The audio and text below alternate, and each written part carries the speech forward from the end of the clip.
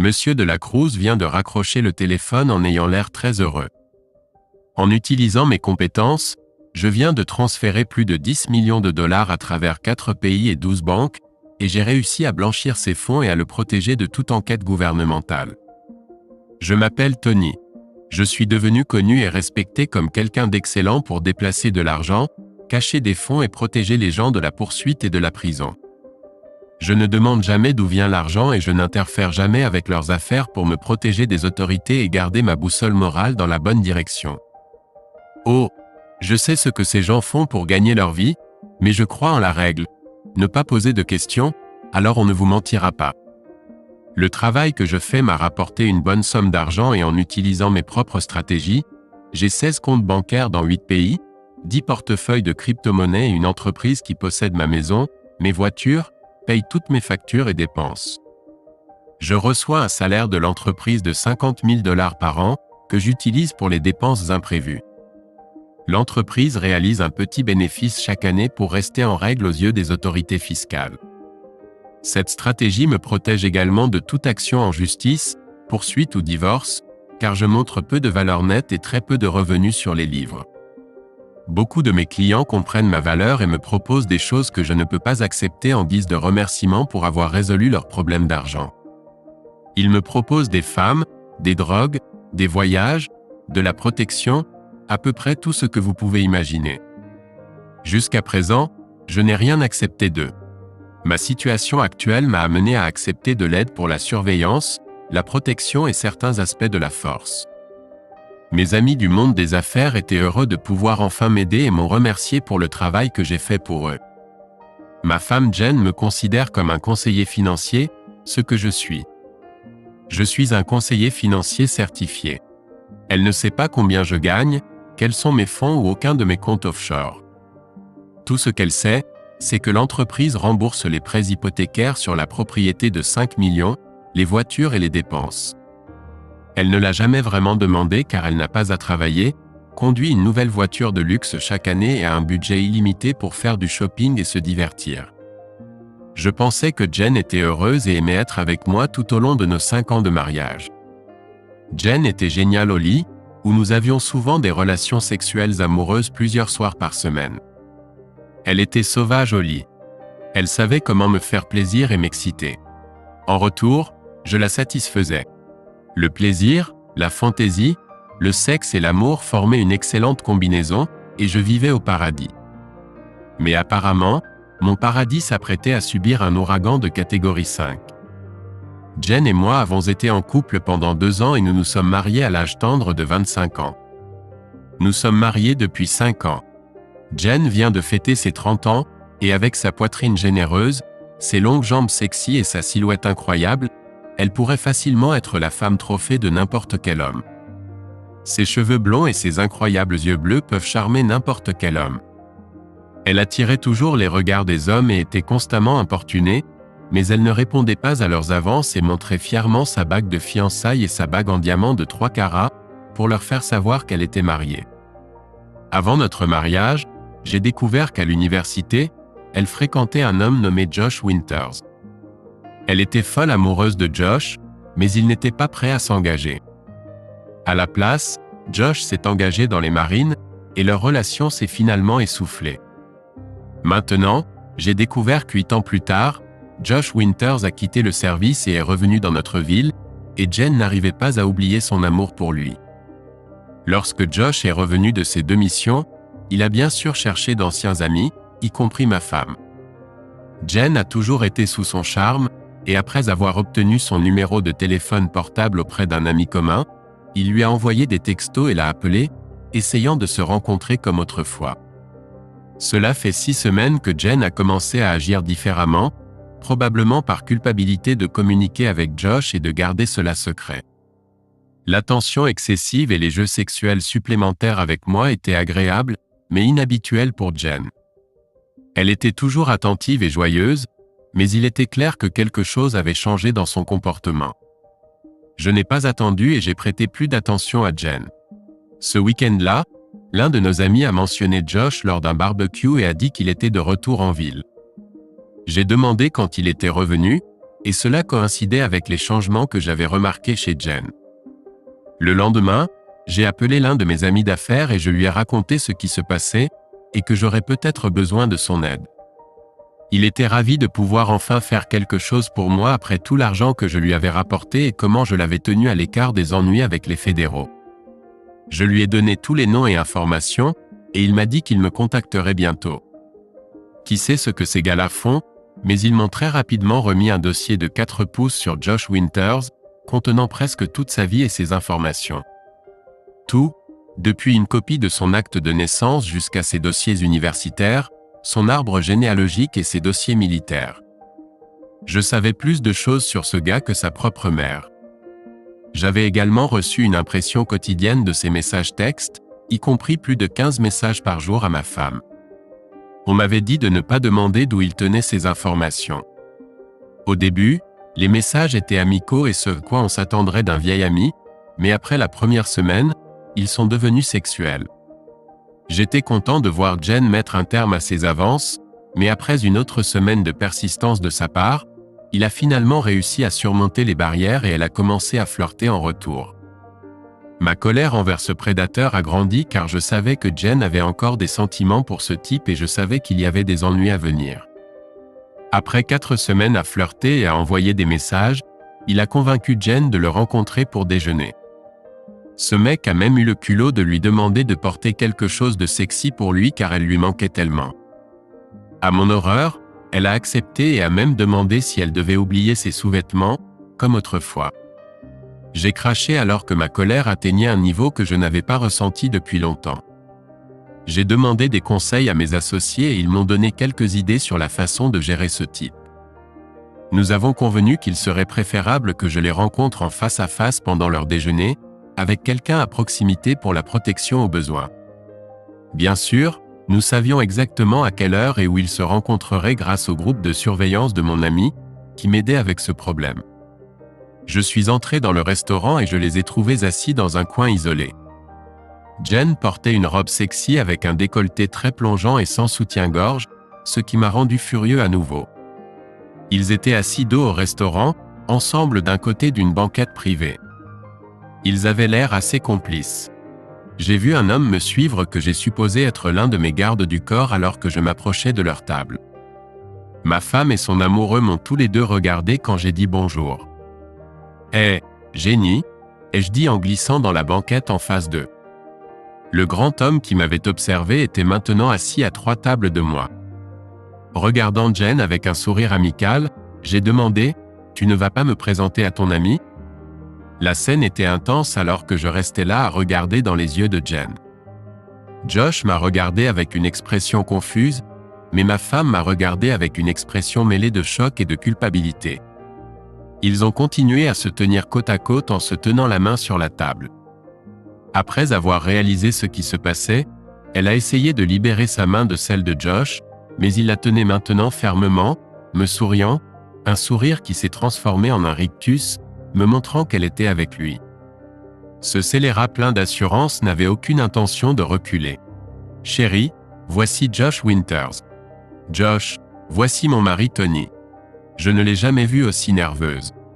Josh semblait trouver ça drôle et n'a pas dit un mot, se contentant de me faire un sourire complice, comme pour dire « J'ai ta femme et tu ne peux rien y faire, mon pote. » Sans perdre de temps, j'ai juste regardé Jen et dit, essayant de rester calme.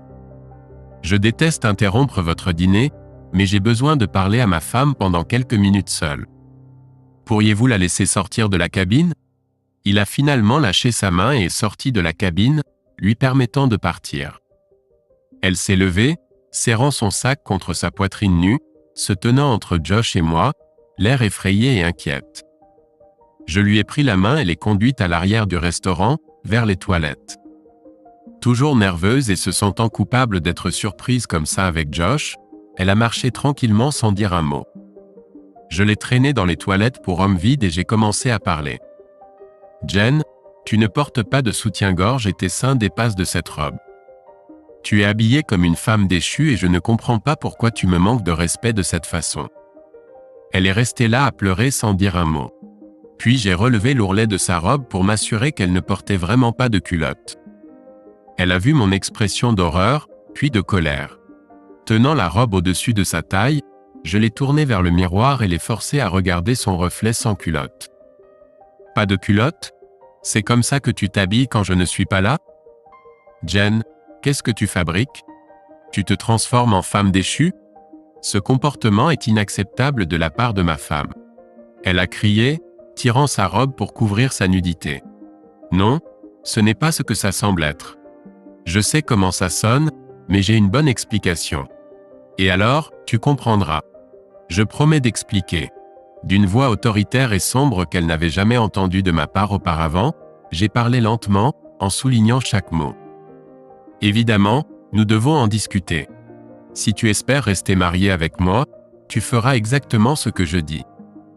Si tu ne le fais pas, alors ne te donne pas la peine de rentrer à la maison car notre mariage prendra fin. Maintenant, tu vas prendre ton sac et sortir d'ici, regardant droit devant toi et ne regardant pas ton petit ami. Tu iras directement à ta voiture, rentreras à la maison, mettras la cafetière en marche et attendras que je rentre. Je ne serai pas plus de 10 minutes en retard. Tu ne dois pas envoyer de message ou appeler ton petit ami ou qui que ce soit d'autre avant que nous parlions. Je vais parler à ton copain et lui expliquer pourquoi tu as dû partir. J'ai remarqué qu'elle ne me regardait pas dans les yeux, et je suppose que c'était parce qu'elle se sentait coupable d'avoir été surprise comme ça. Et une dernière chose, quand tu rentreras à la maison, ne change pas de vêtements et reste dans cette robe. Je veux que tu m'attendes dans la même tenue qu'actuellement.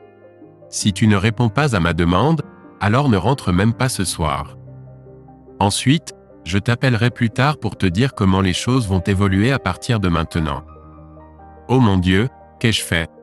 Quand Josh est venu me voir, j'étais contente de savoir qu'il était en sécurité et pas alarmée, comme j'avais toujours été inquiète pour sa sécurité. Josh a été mon premier amour, et il m'a fallu beaucoup de temps pour l'oublier après qu'il m'ait quitté il y a de nombreuses années.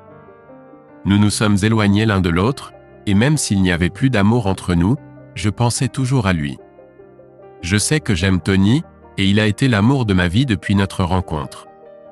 Je ne voudrais jamais le perdre ni lui faire du mal. C'est pour ça que ça me fait tellement mal. Maudit Josh a commencé à flirter et à me dire des choses qu'il savait me séduire.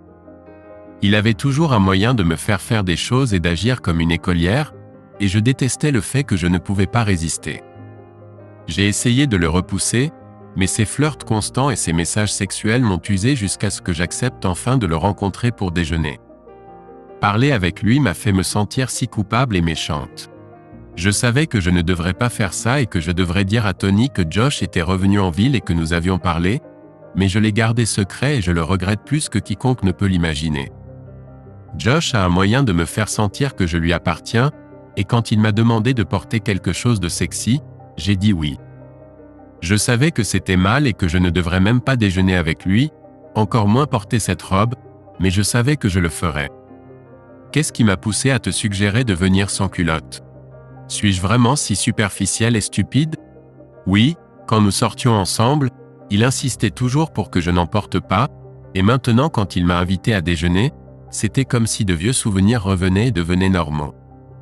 J'ai failli dire non parce que je me sentais tellement coupable, mais un texto de Josh disant qu'il avait hâte de me rencontrer m'a mise sur cette voie. C'était difficile de ne pas le dire à Tony, mais je me suis dit qu'un dîner pour la forme, juste pour les vieux souvenirs, ne serait pas un gros problème, juste pour quelques heures, comme avant, comme il l'a dit. Josh savait comment me faire des choses même quand je ne voulais pas. Je vais être honnête, quand je l'ai vu au restaurant, j'ai ressenti de l'excitation. Je savais que nous avions une chimie spéciale, et maintenant il avait l'air encore plus séduisant que dans mes souvenirs. 8 ans dans les marines avaient sculpté une telle masse de beaux muscles dont toute femme aurait pu rêver. Mon visage rougit lorsqu'il m'embrassa et m'aida à m'asseoir dans une cabine privée.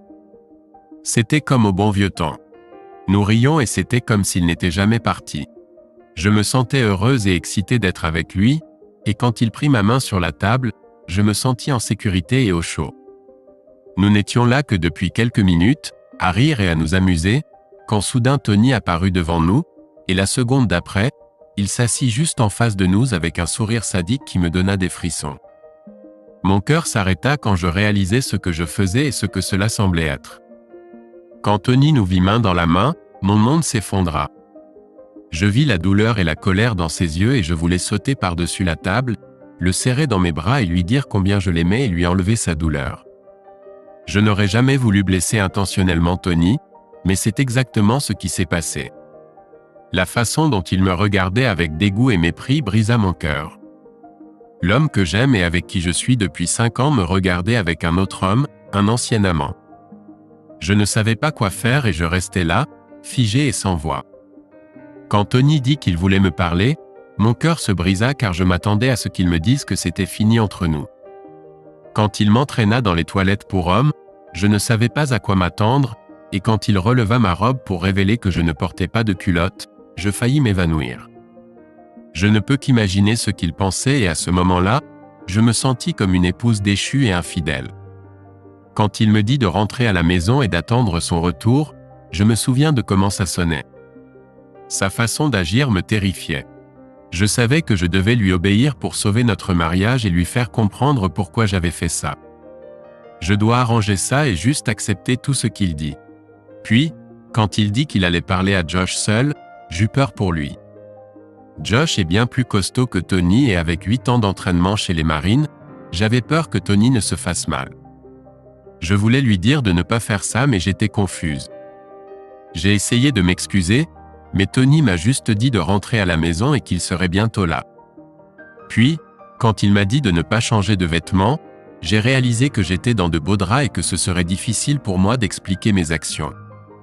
Comment ai-je laissé Josh me convaincre de faire ça?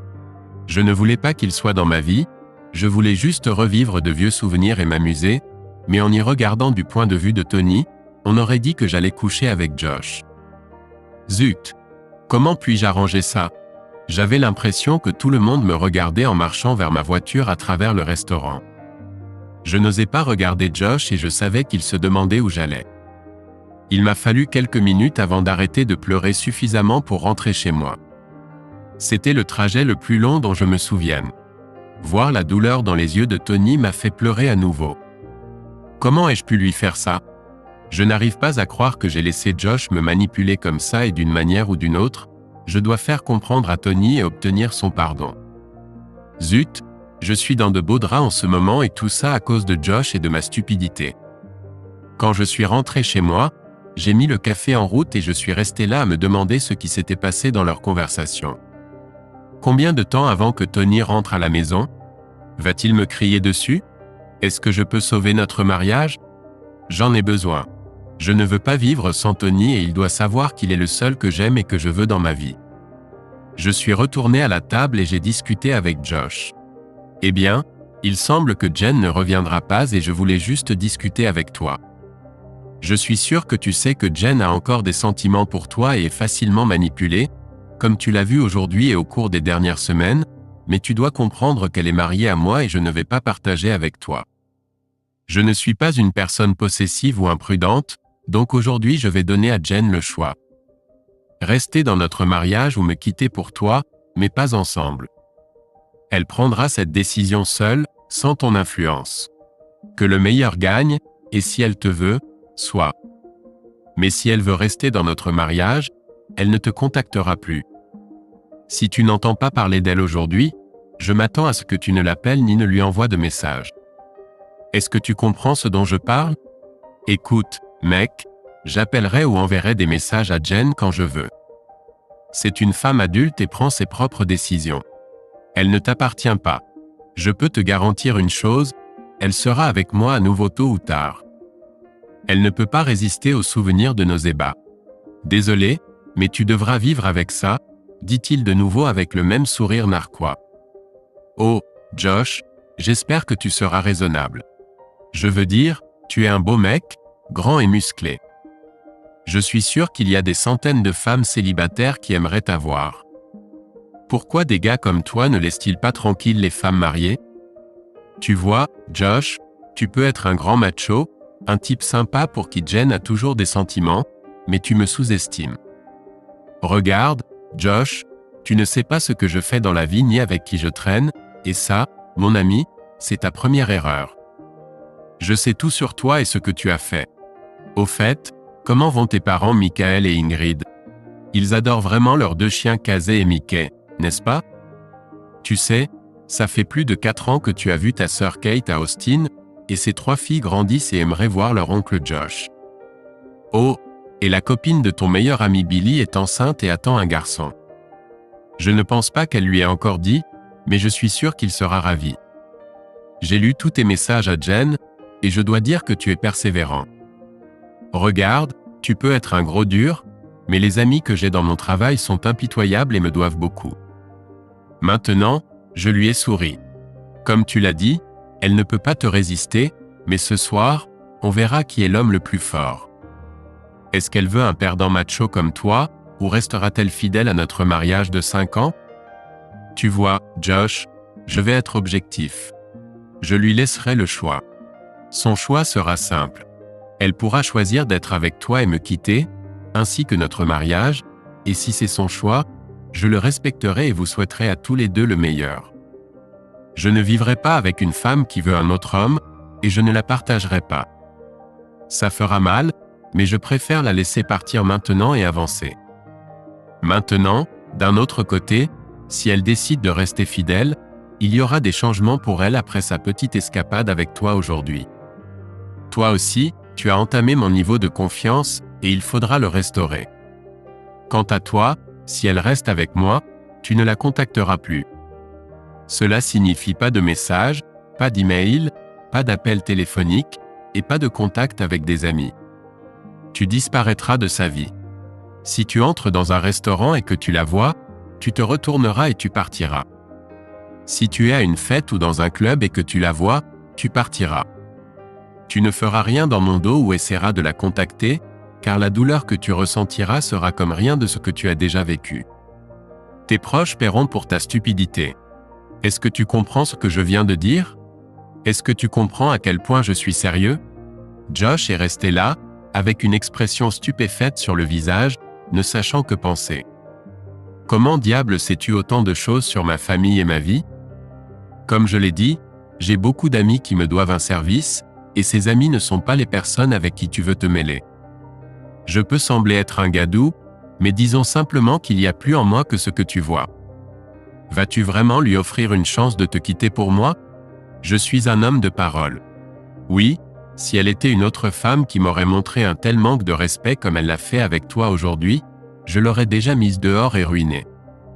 Mais j'aime cette femme, et je lui donnerai une seule chance. Si tu as raison et qu'elle ne peut pas te résister, alors d'ici minuit ce soir, elle te contactera et sera à toi.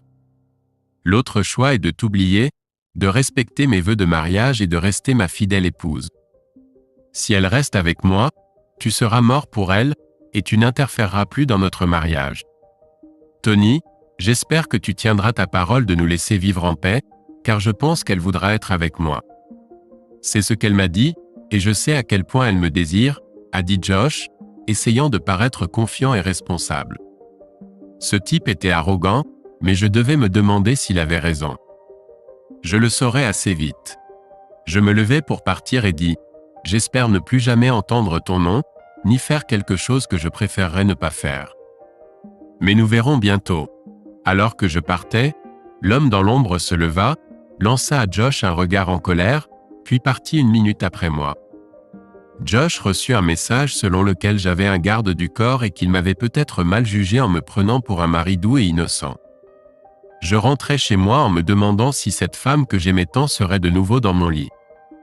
Va-t-elle le choisir et me quitter, ou restera-t-elle fidèle à ses vœux? En entrant dans la maison, c'était calme. Elle était assise nerveusement à la table de la cuisine, buvant du café avec des larmes dans les yeux. Je me suis servi une tasse et me suis assis à la table en face d'elle. Jen, je sais tout, y compris tous tes messages à Josh.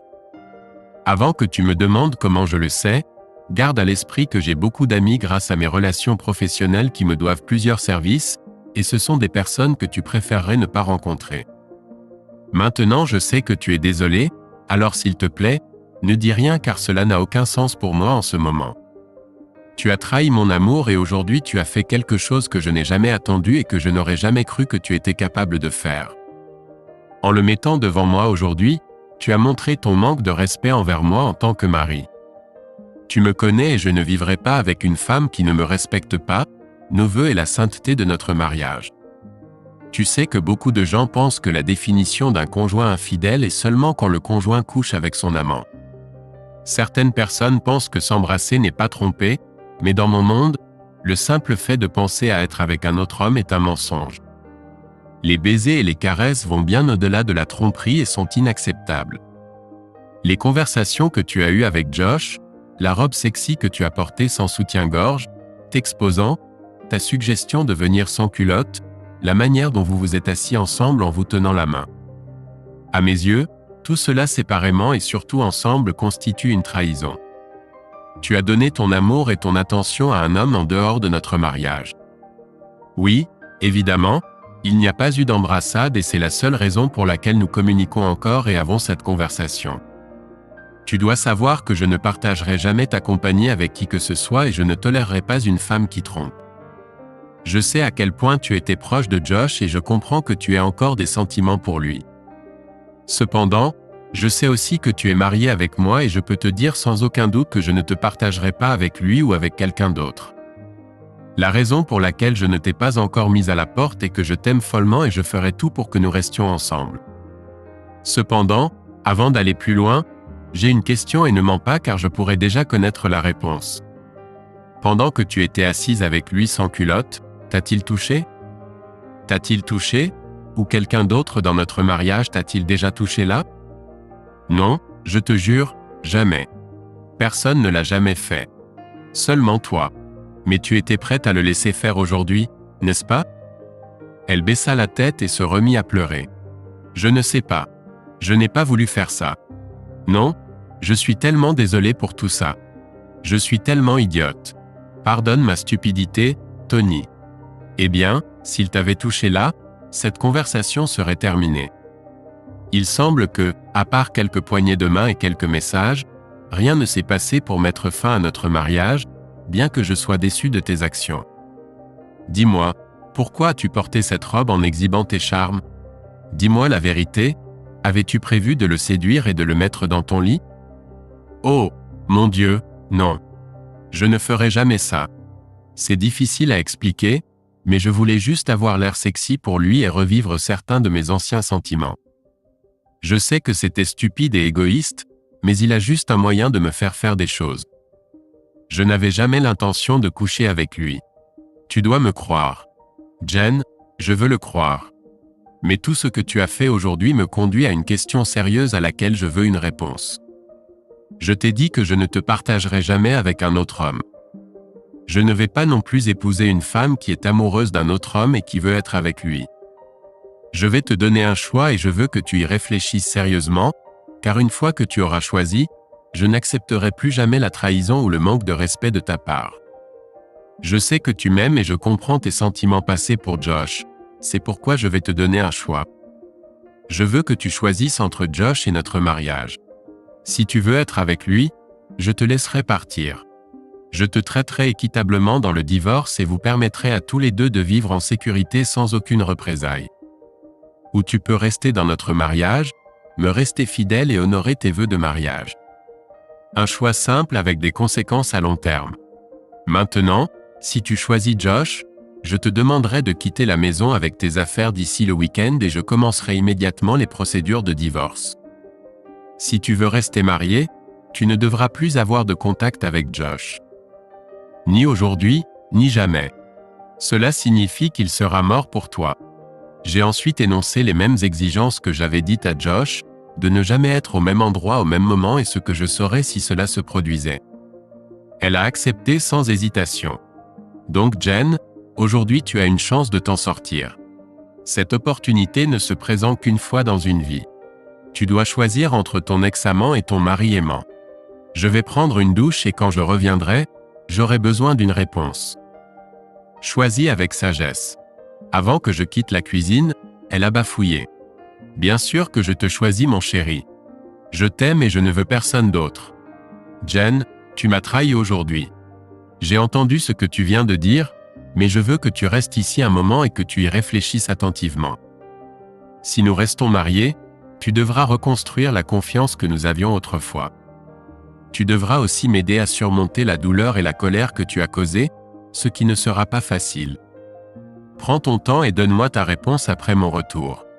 Compte tenu de tes actions aujourd'hui et de tes sentiments pour Josh, c'est une décision trop importante pour que tu la prennes sans une profonde réflexion intérieure, ai-je dit, en la laissant pleurer la tête dans les mains.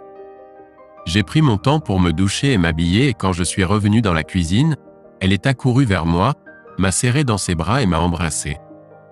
Tony, je ne te quitterai jamais et je ne ferai plus jamais rien de tel. Je te promets de me faire pardonner et d'être la femme parfaite.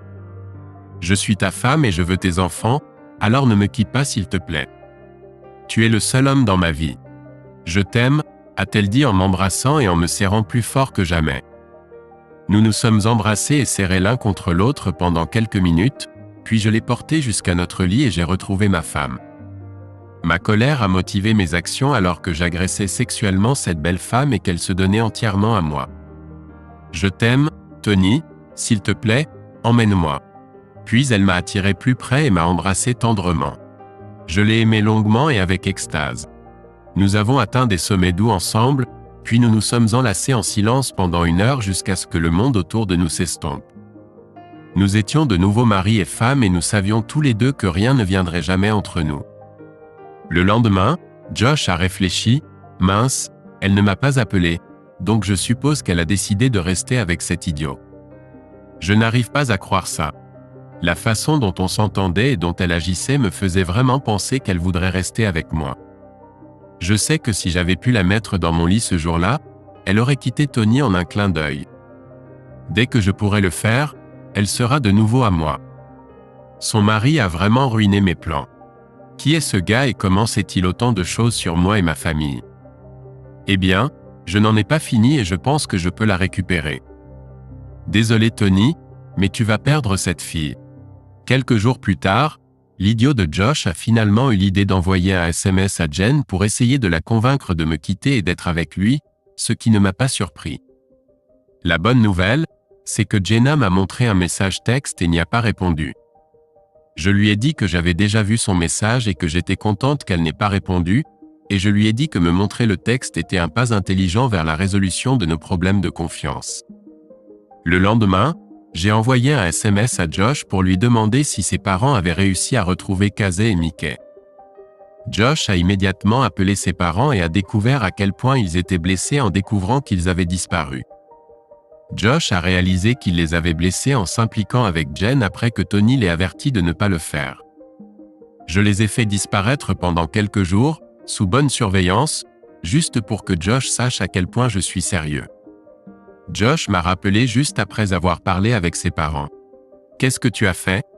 Il ferait mieux d'être en vie, sinon je te jure que je te tuerai, espèce de salaud. » Eh bien Josh, tu ne pourras tuer personne. Si quelqu'un doit mourir, c'est toi mon ami. Je t'avais prévenu de ne pas te mêler à Jen, mais tu l'as fait. Je t'avais aussi dit que si tu t'impliquais avec elle, tu ressentirais une douleur comme tu n'en as jamais ressenti auparavant. La première fois, c'est juste un petit avertissement. Maintenant, je suis sûr que les chiens reviendront bientôt, mais laisse-moi être clair.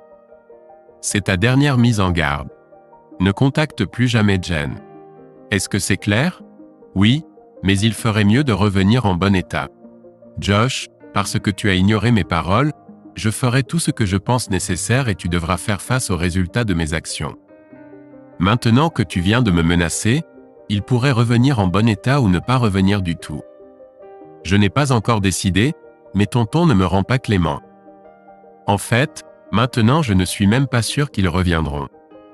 Comment ça sonne, idiot?